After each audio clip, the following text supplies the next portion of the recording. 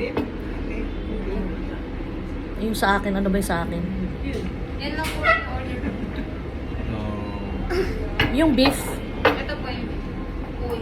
Ano po kayo isa? Dalawa yun, diba? I-repeat order po po sa kanila. Dalawa yung ganito. Nag-add-on lang siya.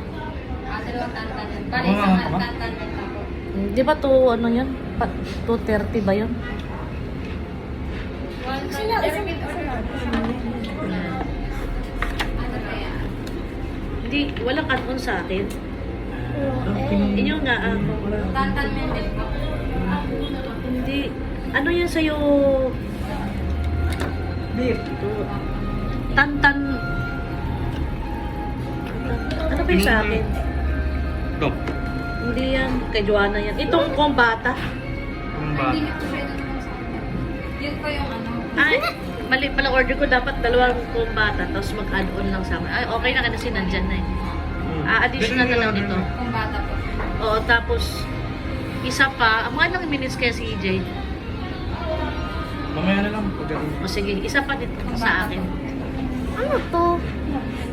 Isa yung beef. Big man, di ka na umumigay. Ay, nag-iisa lang siya eh. Dali lang. Nag-iisa lang kasi siya. Guys, ako ang magbabayad. Ako ang wala. O, di ba? O. Sila meron na. Si Joab, hihirit na ng, kasi unli, hihirit na ng pangalawa. Pero karne hindi unli. Noodles lang tsaka sabaw. Diba? Ako ang magbabayad. Ako ang nanglibre. Ako ang wala. Yan, sila. Sarap na ng kain. Oh, diba? Ako, gyoza lang. Yung starter appetizer lang ang nakain ko. Pero order na ako. Hindi pala na ano kanina ng babae. Hindi niya masyadong naintindihan. Kasi nag-add-on kasi si Joab ng karne. So, maya-maya nandito si EJ. Hinintay ko lang din para pakainin ko din. Kasi kawawa maghapon yun.